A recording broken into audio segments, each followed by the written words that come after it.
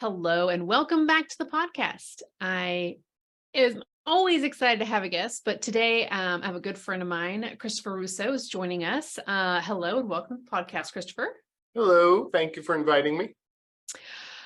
We are going to tackle a topic, role play in client witness prep. Now, I brought Christopher on because he is on my short list when I need somebody to grill a client. And they need a fresh face. I say, hey, Christopher, will you jump on the Zoom and grill this person for me? So that's why I thought he would be a wonderful guest to come talk about preparing clients and, this role play aspect of everything. So that's what we're going to talk about today. Now, I will say, on this podcast specifically, we've also talked about using role play as a way to get ready for a cross exam. It's a way to get ready for taking a difficult deposition. Role play can be used in many different areas. I think it's a great tool for getting us ready as lawyers. And so we're talking about today in the frame of getting the client ready for testimony, either as deposition or even for trial. So that's kind of where our frame is here today. But let me throw it to you first, Christopher. Let's talk a little bit just generally, what do you do for client witness prep? Actually, I think in answering that, I always like to share how I was first taught, because I've been doing this for, practicing now for 32 years. And God rest their souls, my former partners and mentors, they really taught me more like you're supposed to tell your client what to answer.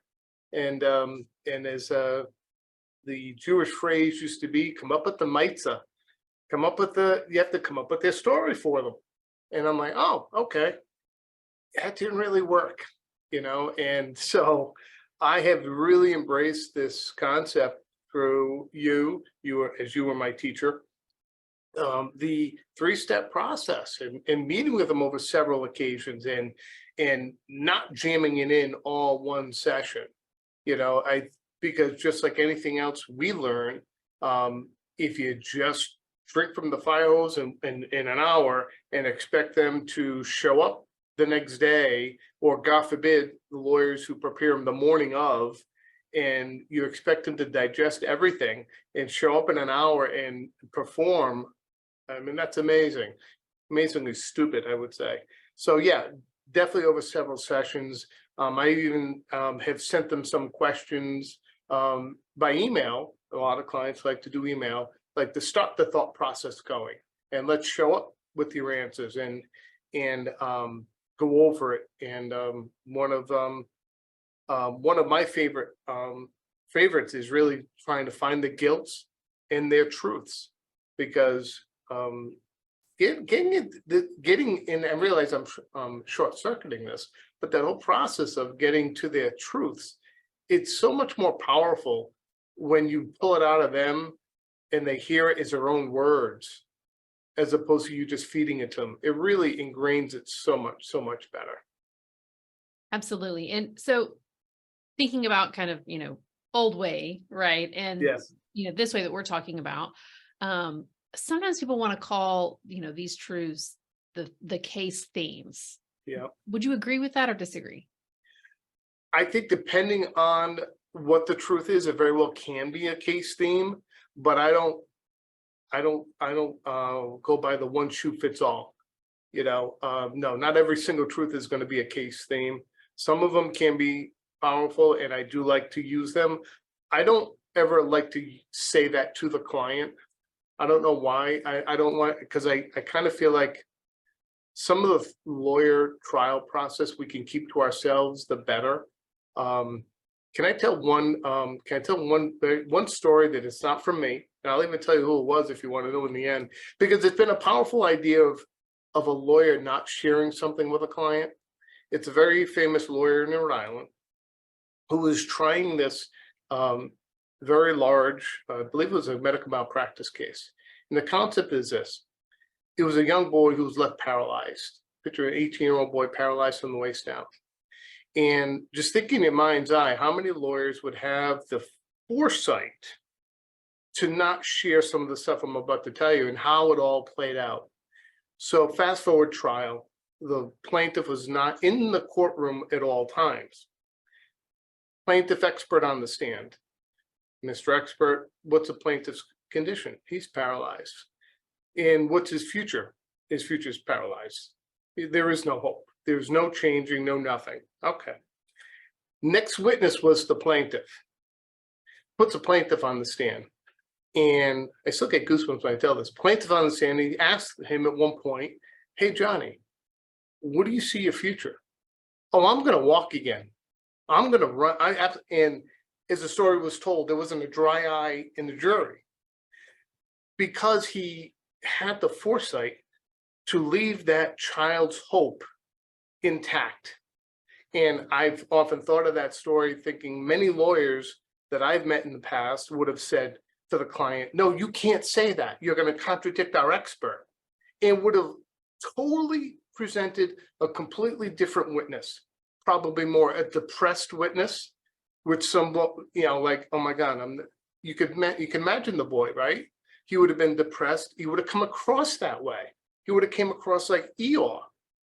But this lawyer had the foresight to say, no, I want this excited child so that they can see what they took from him, And I will say, it was, God rest his soul, brilliant lawyer Lenny Diekoff from Diekoff and Diekoff, who had that brilliant foresight to think like that.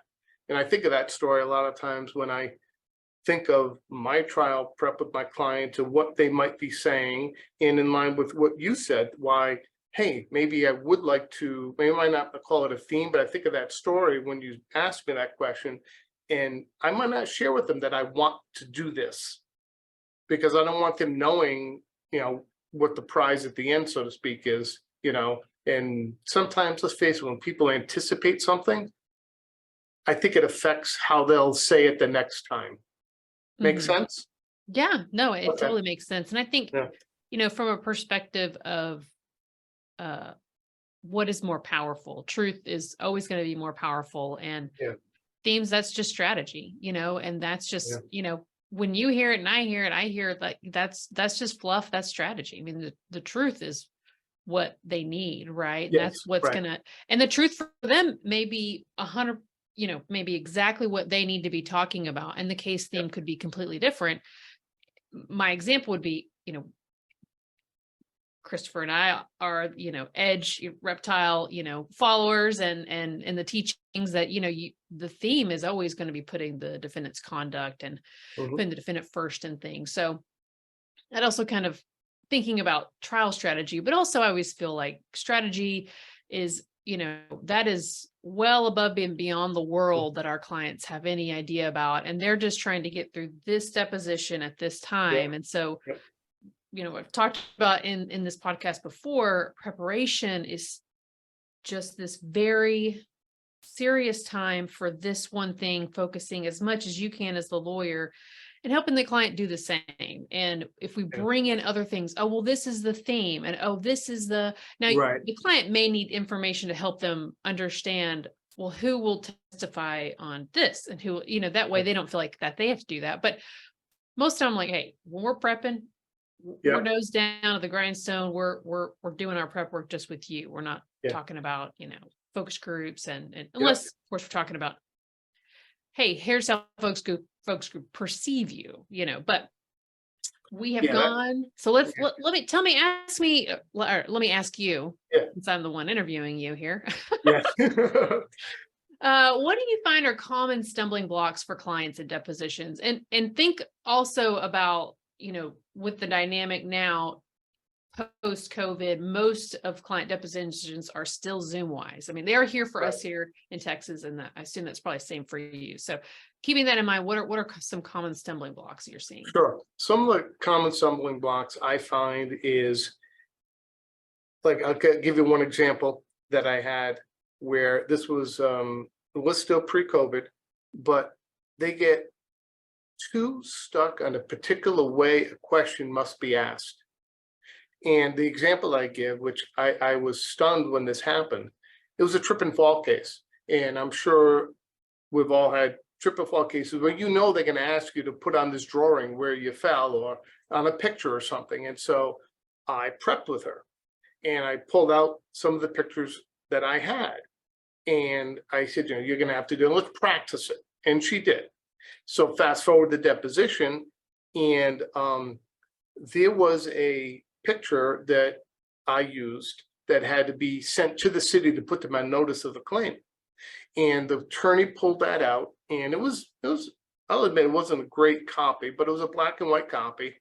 And the attorney asked the client, "Can you show me on this picture where you fell?" "No, I cannot." And I'm not a good poker player, but I got a good poker face. So I just sat there silent, and we took a break. And I called her out, and I'm like, "What the hell happened?" "Oh, that was a bad picture. I couldn't see it." Didn't say that. Don't just say I can't show you. I mean, Yeah. you could clearly see where you fell, and that's one example where they get too pigeonholed. So I try to be more general on the topics so that they don't get stuck with this particular phraseology of a question. One of the other examples was I do try and prep some of the clients on the lawyer's personalities. This one client I'm thinking of that if I could say, this attorney has a reputation for, I'm not going to use foul language, but if I could, I would. All right. We've all had those. And so I tried to prep her for that and not give too many nasty examples, and I second guess myself now, because I did meet with this person 3 times. I met with this person like 5 or 6 times because she needed that extra time. And we did some role play, and we'll get into that later, that I did it where I think in hindsight, I shouldn't have been the one. But like 10 minutes into the deposition, she's going sideways. And I'm not understanding why. And What do you mean? What do you mean when you going say sideways, meaning he's giving her, in my opinion, softball questions, and she's just answering poorly. So I asked for a break, and I take her into the other room, and I'm like calling an audible here. What's going on?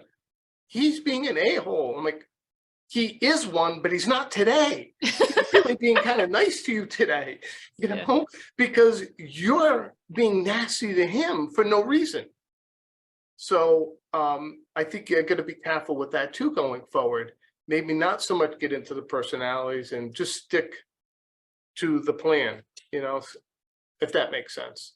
Yeah. And I think sometimes people, one of the summer blocks that I see pretty often is people are they're heated. Like they're already very upset about the situation's taking too long. And like, there are things they've had to do that are inconvenient and frustrating, and this should all be done. So they come in very already upset and kind of geared up to break them off a piece and, and so sometimes that's a summer block where it's like, hey, yeah, we may have some tough questions.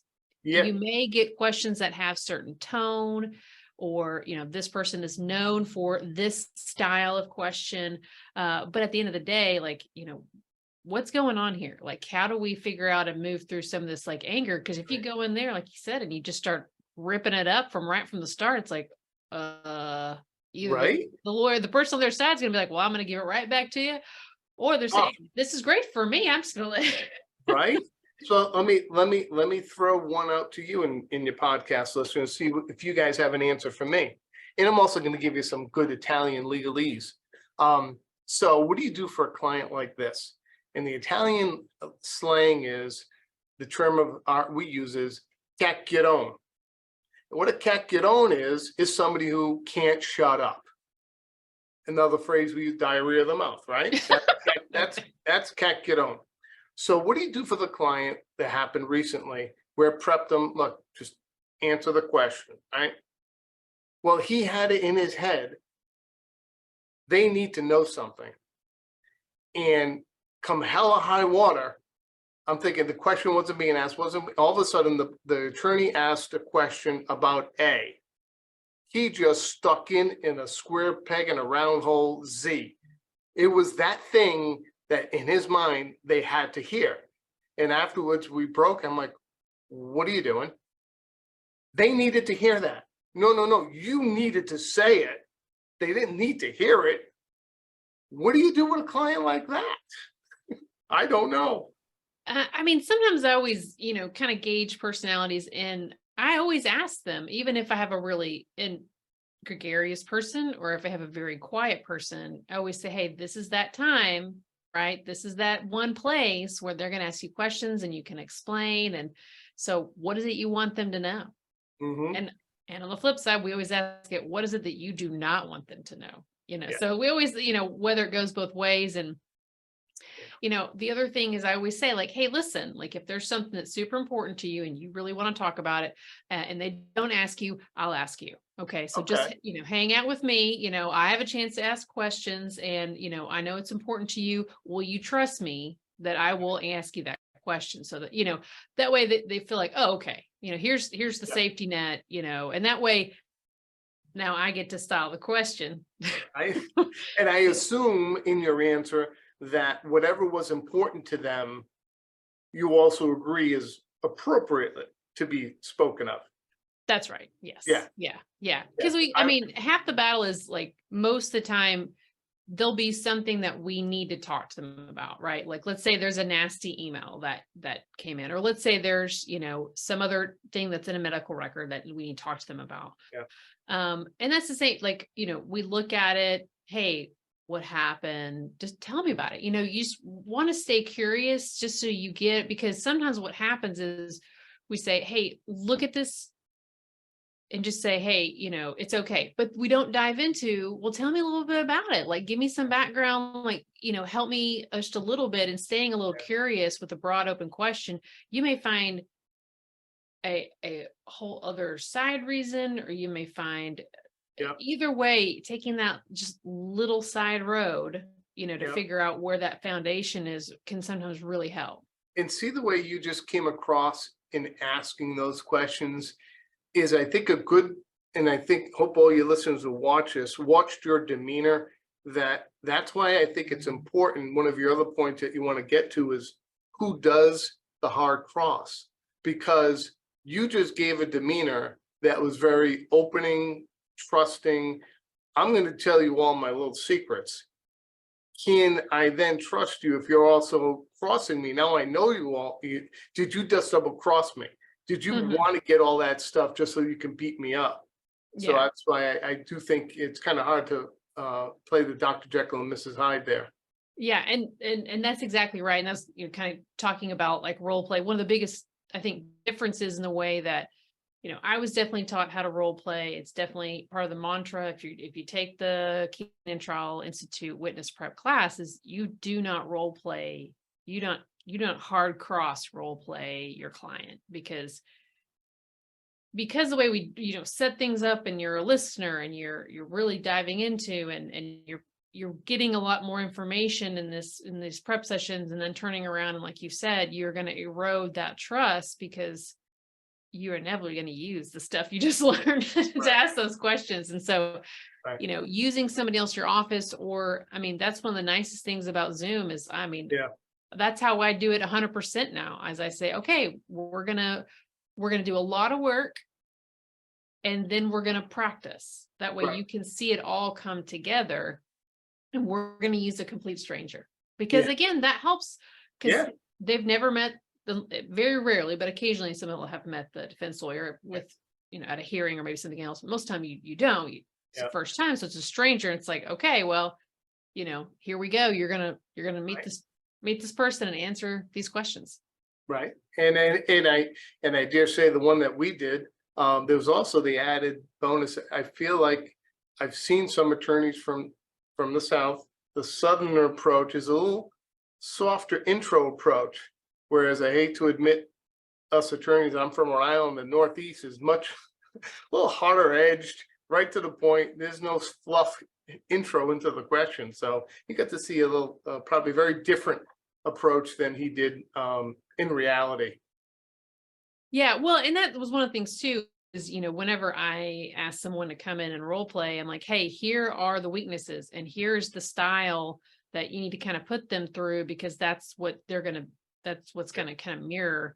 And most of the time, we try really hard to find the questions to be able to match up with what they're going to hear. And occasionally we just come up with some good ones that like they don't get, but they're still really good. We're just like, oh wow, how do you answer that question? I know. As you're talking, I do have a memory of this one other time. There was where, again, before I met you, I was role playing with this client where this attorney had this really, really sarcastic way of asking questions, and I did my best acting job of how he would ask a question. He would just be, "You mean to tell me that type of guy, right?" So we're in the deposition, and I felt bad because my client was a nice lady, and we're like 5 minutes into the depot, and he's going full blown, and I'm thinking, "Wow, I'm pretty good. I was just like him." And I look over, she's a bundle of tears. She was crying, and that's when I realized, you know what? As much as sometimes for these clients, you got to help them realize no matter how much we do it, nothing beats the reality. She still was feeling, I didn't know then how to work with the guilt as much. Whereas that poor woman, he had a way of making you hate yourself. And I felt so bad that although I thought I was doing a good job, I probably did not prep her enough. Poor thing. Well, yeah, we don't know, we don't know. It's Yeah, just always yeah, about trying to learn. So, yeah. well, let's talk about just skipping role play altogether, or sometimes putting role play in the wrong sequence of events. What happens then? Oh, see, I think that there's a client I'm thinking of that I was actually thinking of skipping the role play with her, but no, it would have been devastating because I have other clients that I never had this opportunity, right? Because I didn't really know about it years ago, and I mean, I just don't feel like the depositions went nearly as well. Clients didn't feel prepared and weren't able to really open up and tell their truths. Whereas I spent a lot of time with this client who she had a bad car crash, but she had a lot of problems with her shoulders before the car crash. And one of the issues was also there was many years of treatment. And what worked really well with her, so picture the point I'm trying to make is between treatment and accident and actually a hearing on the case was probably close to 4 years.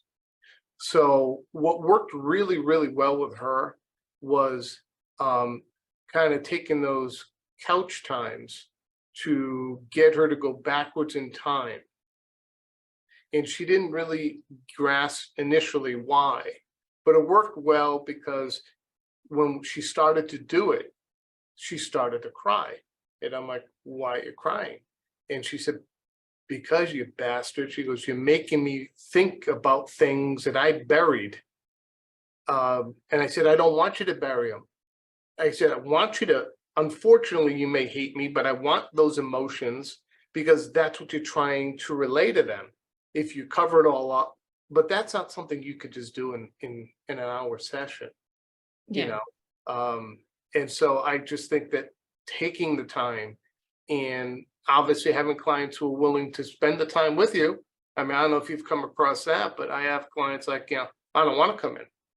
"Oh, okay, well, it's your case." Uh, you know, um, so I think the pitfalls, in not doing it is you are never going to get the true value of your case because they're never going to truly open up and talk about their case and what the truth is because they're too wound up and worried about what's going to happen. That those things are all just going to stay buried deep, just like that client was honest with me. They were buried because also trying to live, because she had gone through 2 surgeries on both shoulders, the recovery, the therapy, and trying to raise a family and work, and that's miserable. But if that answers your question. Yeah, no, it does. And I think, the other thing is we get to see how people will actually perform. Because Mhm. one thing, they sit down with us and they talk and talk and they say, "Oh, no, I'm not going to tell them that." And it's like, okay, then in your mind, you're thinking, okay, well, wait, what are we really going to tell them? So I feel like the role play then really does give you a glimpse of, Yeah. how are they going to do with a complete stranger with Yep. these tough questions, Yep. and what's going to come out? And that also, once they have that experience, they're like, oh, whoa, now Right. I know why we're preparing, because I have no idea how to answer these questions. Right. And what you said earlier made me think of another client where, see, when I hear that's not what I'm going to tell him, I don't buy that, because I don't give anyone that kind of credit. You're going to be able to control your brain with this attorney who's been doing a hell of a lot more than you. This is probably your first time in a deposition. You're going to remember, oh, that's the one I wasn't supposed. That's the one you're going to say, absolutely. And I've done this on a rare occasion, but I think it worked well for this client. One of the things that's uncomfortable for me is having that conversation where, don't really like the way you're coming across. And so for this particular client, in fact, I think you and I chatted about this. This was a confidential settlement. It was an anesthesia awareness case where a client was undergoing surgery and actually kind of awoke a little bit, where she was experiencing and feeling but couldn't move and couldn't speak during the surgery. Imagine everyone would think that's horrifying.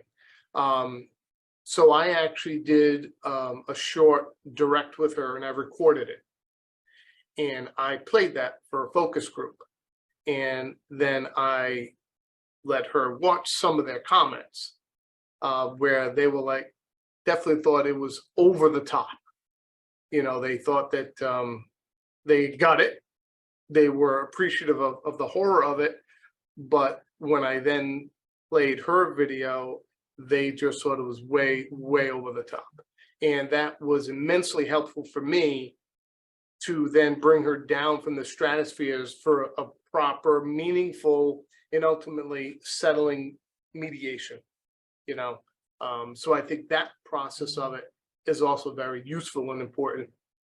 Oh yeah, absolutely. And I think if you have somebody and you have the case that warrants it, and sometimes it's a matter of, like, you have a client that, but the case expense doesn't necessarily warrant it. Right. Then there are other ways. And again, having that role play with another lawyer, sometimes that's what I tell them is like, listen, here's the weakness that we're struggling with. And then I'm going to ask you to give some feedback. Right. And I'm going to ask you to give some hard feedback that maybe I can't give, but because you've just had role play with them, you have a fresh example. And you can actually, as a lawyer, say, hey, let me give you some feedback. You did this well, but here's this thing here's what you did. And as a defense lawyer or someone that I love that answer. And let me tell you why. Because it does A, B, C. Because half the battle when we tell somebody, don't say that, don't do that, the brain just goes, okay. And then it goes out the window, unless it's like, this is why, like, here's where, like, you do this one thing today. Well, that's like a domino effect. And, here's what it ends up happening ultimately at the end of the case. So, and that's why I think having an extra person, a stranger, and you have that fresh example, because if I give you an example where, oh, well, I had a client and they talked too much and they, said all this stuff about their case, and it ended up, reducing their case settlement. Inevitably, every single person always says, well, that's not what I'm going to do. And so that's why having that real-time, fresh example from somebody else of like, okay, so you said you took your dog for a walk for 8 miles, well, so this is what, as a defense lawyer with my defense hat on, like, let me tell you what that does. And then that translates into, you don't have any, diminished value or diminished, life, quality of life. So. Yes. And I do think it's important that, as you were saying earlier, you can't just say, don't say that, because they're not going to be able to take it out of their memory or put it in their memory. And I also think it's unfair when we do that, because, again, I think that was old school, okay. So some of my former partners, they were practicing in the 60s and 70s where, lawyers would just, this is what you do, this is what you say, and they would listen to you. Whereas I just don't think that's a fair way to ask somebody to remember and be. They're not going to properly feel prepared because they're like, okay, you just told me not to say it, but I don't understand why. And I don't know what else to say. So that is Right. like, then that's my default. And, you know, the way that we practiced law before is very different than the way Yeah. we practice now. And that's a result of a lot of things that are out of our control. I mean, Yeah. how lawyers are viewed, how cases are viewed, how going to the courthouse is now a pain in the, it was always a pain, but like Yeah. the whole, it's just a different way of practicing Yeah. law. And, it's unfortunate. And one of the common stumbling blocks that I just heard from a mediator actually last week was we're still not getting people prepared to be present on Zoom. Yeah. Clients are working or they're in their car. Yeah. And it's just like, Oh my that God. gives such a terrible, like adjusters look at that and they say, well, they're not serious about the file. So why I would know. I be serious about I this know. file? I So, know. I mean, and I hate to admit it. We had one, wasn't my client, but this man is still our firm, where person was on and somebody surreptitiously took a picture to send it to me. Oh my God, I forgot to tell him. There he is on the Zoom smoking a cigarette. Like, really? Did I have to tell you not to wear your baseball hat and smoke a cigarette during a deposition? yeah. Okay. But yeah, you're right. That's part of the prep that people aren't forgetting, they are forgetting. I'm still trying to get people attorneys to agree to do it in person. But it's so comfortable and lazy that they don't want to, and it's really hard. Because I actually had to fight that one about a year or so ago, where they were trying to force my client to come to their office. But Zoom was made for her because she was an elderly client who they had to transport her by wheelchair in a truck, and it's like, come on. And he actually made me file a motion to prevent it. He was not giving up. I'm like, okay, so. I do think that is part of it. I still ask for him in person. I think that's better. I don't know yet whether or not the clients, I don't have a good feel for this. Maybe you have a comment on it. Does a Zoom give them a level of protection? It's not as real as if in person. Do they feel more intimidated in person versus Zoom? I don't know. Well, I think it's that plus the formalities, Yeah. right? You're going to a foreign place, you're Yeah. going, so that it's not just I'm sitting across, it's also the whole formality of it's like, and that's why one of the reasons, why judges want all of us to come back in person to personal hearings, because they're like, this is it. We're over you guys Yes. not showing up on time, like being super casual about this. And you guys are the lawyers. Like, Yeah. so we're going back in person hearings so that next time somebody asks and it's like, no, we're not going to we'll make an exception for clients or a witness to be on Zoom, but there is zero exception for a lawyer unless it's like extreme circumstances. I have Because no the problem with that. formality coming Yeah. out of the courthouse. And lawyers are getting out of the habit of it. I mean, let's face it, there's courtroom etiquette that a lot of lawyers have to dust off the dust there to get back into the formality of it. Look, I couldn't even speak out the words, see? Yeah. Well, and that's why I think like having the role player, having, people come into your office for the prep, or even if you're going to do Zoom, have them come into your office still to create like just a little bit of formality for them. But also, there's not going to be a Zoom hiccup that's going to make an extra panic for them, especially if they're not used to it. So, and I have some clients that are totally fine. They've been using Zoom for work for, months and months and months, and they, it's not a big deal for them. Right. I'm talking about, just some people, it's just easier for them. And like you said, the formality and like come in for the preparation, just to make sure. But hands down, I think having Zoom to role play with different lawyers, is just, I mean, it's so easy now. Right. No, think about it. Think about it. You and I are able to work together. You're in Texas, I'm in Rhode Island. Without Zoom, that ain't happening. Yeah. And that's why I was like, okay, I need someone who's going to like role play with the client who is a tough nugget, and I need another tough nugget who's gonna maybe have a little spin, a little northern spin for me.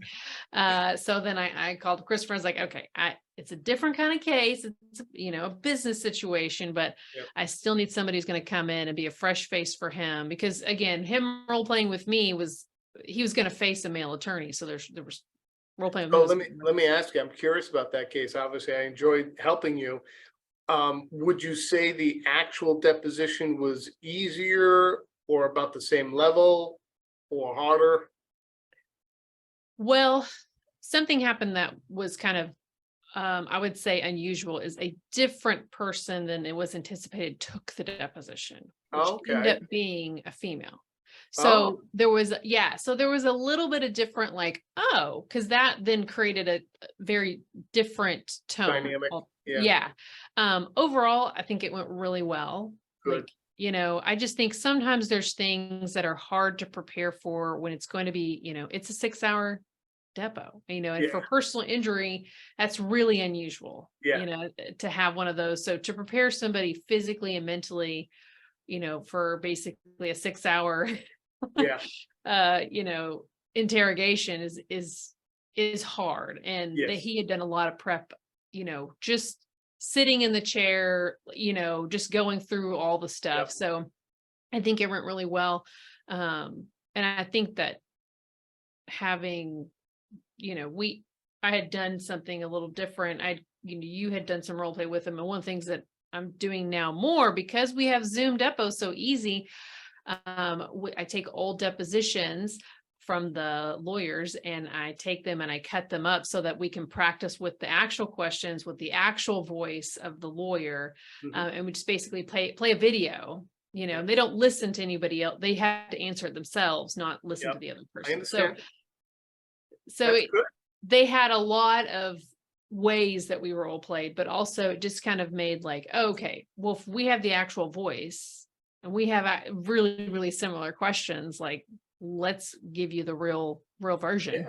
Yeah, yeah. Hey, can I share another thought? It was a random thought as you were talking. Something else I've learned through our trials and errors, right? Like we all learn. Um, it's deposition breaks.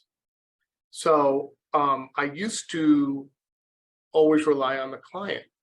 And I'm thinking of this case I had. She was a sweet, sweet lady. It was a trip and fall case. And so there were two lawyers cross-examining her. And she kept going. And I'm like, she's not asking for a break. And she's going. And she's not asking for a break. She's going. And she's going. And all of a sudden, after about an hour and a half, going 2 hours into it, again, not asking for breaks. Now she's wearing down, not answering good. Uh-oh, she's losing it. She's losing it. And I ended up salvaging the case, but I walked away from that saying I am no longer relying on my client to take a break. Every case, whether it be a half hour, 45 minutes, I want a break. I don't care if you think I got a tiny, teeny little bladder. I don't care what it is. I need a break. I want to, like a boxer, bring him back into the corner, throw some water at him. How you feel? Take a break. I think that's super, super important because I think the clients forget, even though I try and empower them, they forget that they can ask for a break and they can't appreciate that they're losing it. Mhm. So I think that's something that I remember. And another war story that I wanted to share with you so important. I didn't know this back then, the promise. And the promise is that you tell the client, look, for those who haven't heard of it, you empower them that I don't care if you wake up the morning of, if you are not ready for this deposition, let me know. I will cancel it. And yes, and I've learned this because I'm a rule follower, and I always used to be afraid of, oh my God, I don't want a court order against me. And then I realized, who gives a shit? I mean, if the client deposition gets canceled 4 or 5 times, and what if a judge gives me a conditional order of default unless I dismissal, unless I show up? The jury's never going to hear any of that, right? Because I remember years ago I had this case, and a guy was injured while in construction, and it was whether or not he ended up getting electrocuted and fell off the ladder. And we go to the deposition, and he was an old Italian guy, could have been my godfather, and his wife shows up and she's behind him. and he's starting to answer questions, and she's in behind him going, oh, oh, oh. And the answers were horrible. In fact, it was so bad that when the deposition was over, the defense attorney looked at me and said, I offered you too much money. You better get approval to accept it. So we go back to the office, and I am animatedly recreating the scene and saying how I wanted to kill him. Well, somebody pointed to me. He was standing behind me, and he kind of sees me, walks out. So the partner says, get out there and talk to him. So I did. I said, I'm so sorry you had to see me do that, but oh my God, what happened? And he shook his head and said, my daughter told me she's getting a divorce last night. It threw me for a loop. I wasn't myself. And I'm like, oh my God, why didn't you tell me? So when I first heard the promise, that person immediately came to my mind. I'm like, I should have known about the promise back then. But that requires them to be vulnerable and be willing to do that. Whereas maybe there's somebody like me, a rule follower, and so deathly afraid, but it's our job to make them not afraid, because all those little things, like he didn't know, that his daughter's telling him she's going to get a divorce, was going to throw him for a loop, and he was going to, admit to killing Harry, Carey, and everyone else. But yeah. I mean, so you mentioned breaks and what the way that I kind of explain to people about breaks, and this is all supported by research, is like that room becomes kind of encapsulated with the heavy energy of the deposition, and you have to mentally take a break. Even if you think physically I feel fine, I don't need to use the restroom, mentally you have to take that mental break, and you have to physically get up and get out of the room, because you've got to start circulating blood. You've got to start breathing some regular, because again, when we get a little bit stressed, we start breathing just a little bit less. shallow. Yeah. Just a little less. And so that's why it's like, okay, when I take a break, this is what we mean. You've got to physically get out of the room, even if you don't, just walk to my office, and just stand up and take and go back in. And, we're not going to have powwow. It's not like, it's just, you've got to mentally refresh that brain and keep going, because, we need you to be 100% here. Mm-hmm. Physically, yeah, if you've got neck or back problems, you need to stand up. Like, that's another thing. And that's what I tell people too, is like, we're claiming that you have a back problem. Like, you don't need to sit here until you were absolutely positively so miserable. You need to do what you would regularly. It's like, because they think, oh, it's formal. We're doing this. And that's why Zoom kind of helps, because then, they're like, oh, okay, when I take a break, I'll go into the kitchen. I'm like, that's right. Get up, go to the kitchen, come back, or go outside and pet the dog, or, That is a great example. I'm glad you brought that up, because I've had that happen before, where a defense attorney will say, okay, can the record please reflect? We have been here for an hour and 45 minutes and the plaintiff has not gotten out of the seat once. Would you agree? What are you going to do? Yeah, that's true. But, then they could try and backtrack. Well, I've been in pain for the last 45 minutes, but I haven't said anything, but, the cat's out of the bag. Right. And that's, and the thing about like being prepared and being ready is, there's a goal for deposition prep, hard stop, and everybody needs to know what the start point is and what the end point is, and like what our goal is. And like, sometimes people just, hey, we're going to sit down and we're going to talk for 30 minutes or 40 minutes. And I'm going to tell you what to expect, and then we're good to go. And it's like, but if you talk the whole time, you have no idea what's in their brain, which is going to come all out at the deposition. So, having that, like, are you ready? I think you're ready. Okay, you're ready. Let's do this. And some people think it has to be, they look at the witness prep. Oh, I can't have all that time, or I can't do all those things. And again, I just look at, having studied this for so many years and looked at all the brain science and all that kind of, in the psychology, all of it is, you can make so much improvement in teaching and learning with people if you just understand how the human brain works. And just having a 30-minute planting some seeds, like quick Zoom. And before you have the heavy duty content, it's going to do so much, because your brain will just keep working on the questions and all the things that you've planted. And maybe they'll go talk to somebody and be like, oh, well, I can call up that person, or I'm going to ask my spouse, what they remember. And then it's like, that's what I'm talking about. So. And one of the, obviously I'm still learning, I'm enjoying, but still learning that one of the hardest things I think for most lawyers is shutting their mouths. It really is hard, because because I also look at it as practice for us, because of that powerful tool of silence that people will fill in the air. We like to use that ourselves during depositions, is people think, well, he's not talking, so I got to keep talking and talking and talking. So I use that, one, because we do want to get our clients to talk more, but I also want to see, how does this person respond to the silence? Are they going to be that cat, let me fill in with all this extra stuff. Let me just keep dumping, but I do think that's hard, hard thing for them to do.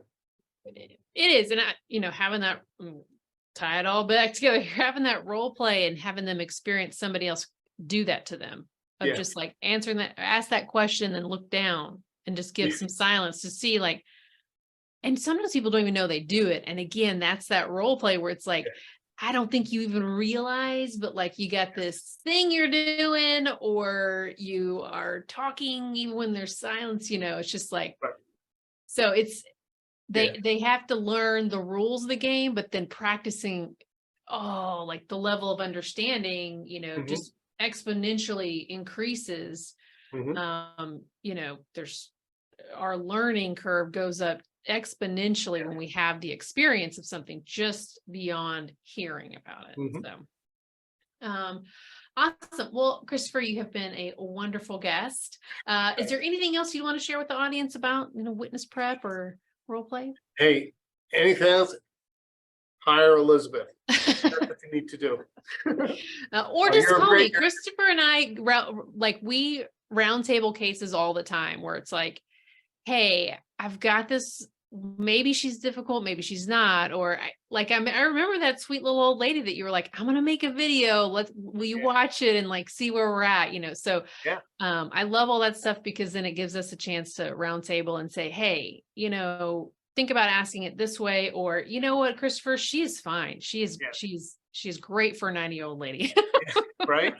Yes. So awesome. Well, thank you again so much for coming on. It was absolutely a pleasure.